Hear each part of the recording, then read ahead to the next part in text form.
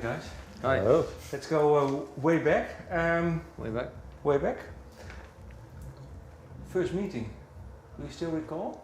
Really small, I think. Our first meeting? Yeah. We were in school, infant school, nursery together. So yeah. So you still can't recall because you knew each other all along. The actual very first meeting, I don't know, we were like 3 years old. No, I mean, I've got a good memory, but I can't actually remember literally the first time. I got memories from that time, but... Our parents were in school together as well, so it's, yeah. How is it for you now? Because you've known each other now for 36 years. Has your bond changed a lot through the years? I don't think so, no. It's changed in so much that it's, you know, it's become like a friend working relationship, you know, because we've been doing this for a long time, and you know, like, so that aspect of our relationship changed from when we were kids because we didn't have, you know, like all this responsibility and everything along with it. But apart from that, no, I don't think anything's changed. Do you still see each other apart from work? Yes. Yeah. Yeah, you know, we birthdays and holidays and yeah, we got kids the same age, so. The whole band does, really. You know, it's not really a band that just meets on stage. We got off a plane today and the 8 of us are all in one van. It's not like the Kings of Leon all having a car each, leaving, and they're brothers. So we've always been pretty tight, really, and we've always liked going out with each other in and around the band as well, so yeah. It's always a good steady base. Yeah. Yeah. Yeah, it is, yeah. Fortunately. Sometimes you like a little more. Well, we've never really had a lot in this band, to be honest. It's always been talked about and sorted out pretty quickly if there's been any grief. Yeah? Yeah, well, you know, like we've all got the same goal, you know, it's in regard to the band, there's no personal gain involved, there is literally do the best thing for the songs and for Stereophonics, you know, that's our main goal, and you know, like that's what we've done as soon as we started the band, really. You've released, let me count, 8 albums now. Yeah. But the first 7 were all 2 years apart. Now you had 4 years apart. How come? How come 4 years? Well, we finished touring Keep Calm and Carry On in December 2010.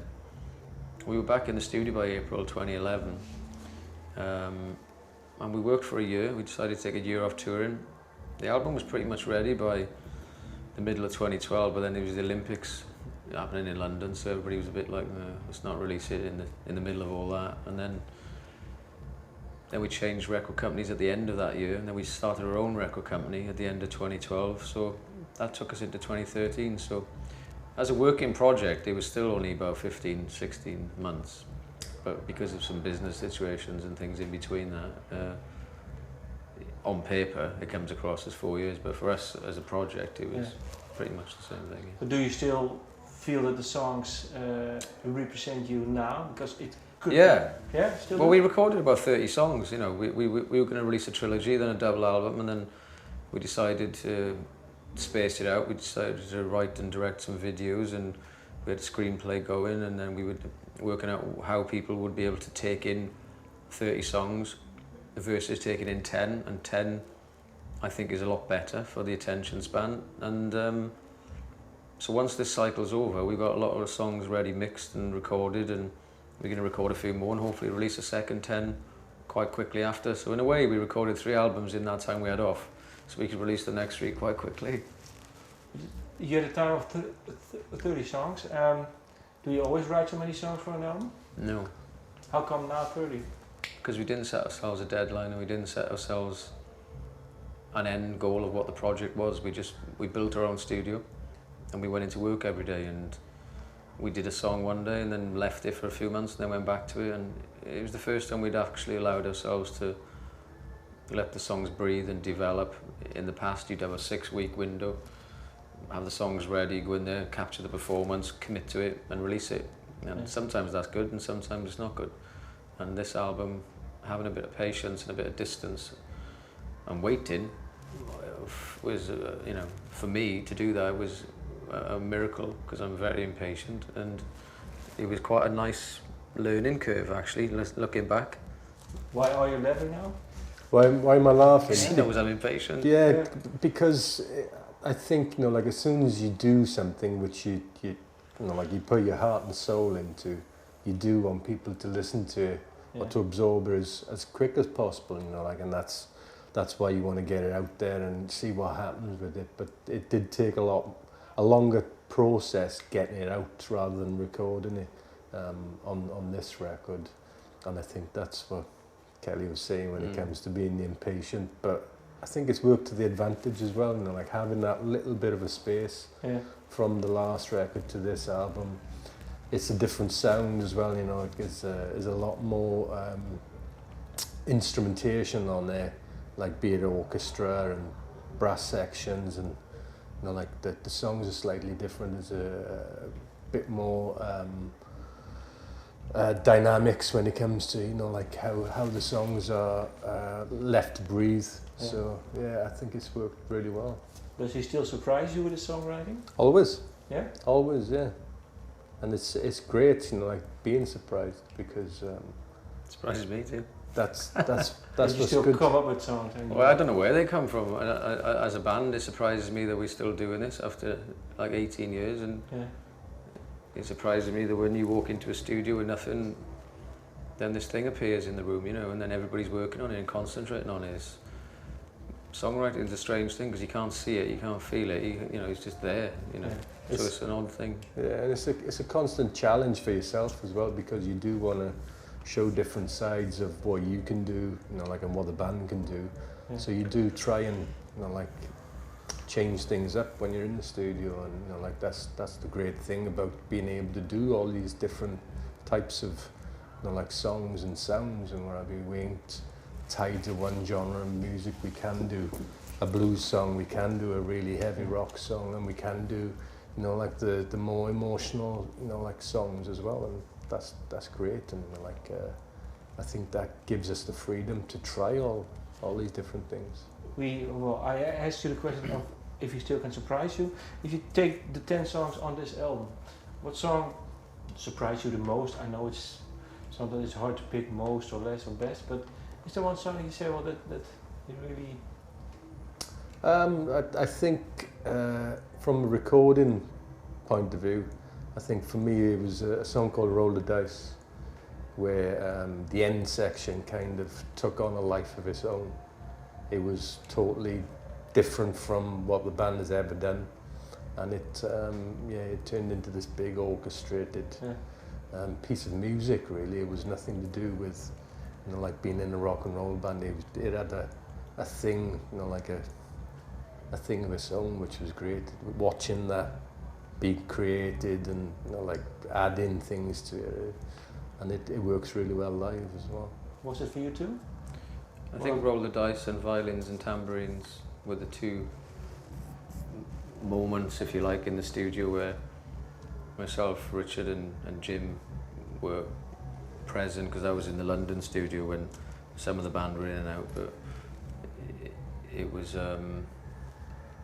you know, Violins and Tambourines started as a 49-second clip on my phone, just a guitar riff, and it grew into that thing, which is, you know, it's still a bit of a mystery really where it came from, but lyrically and everything, yeah.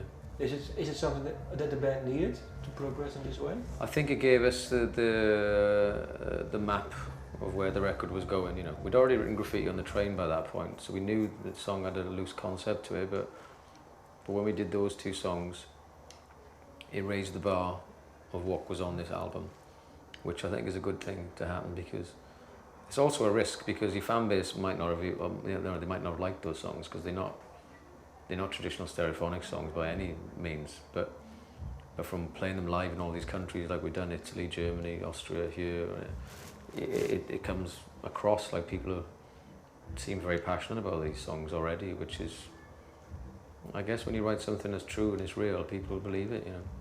Is it something that you think about? I think that was the main goal of this album. We didn't think about anybody in this album, and in the past, maybe we've been influenced by the big label. After a greatest hits, you know, you need a big single, you need the radio. You know, the first 3 albums, we didn't really give a shit about anybody. We just did what we did, and then people start getting into your mind, even if you know it or not.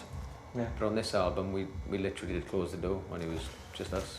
What made you decide to do this? I think it was the disappointment in the performance of the last record. Yeah. Not in a live market, but in a radio and a record company push market.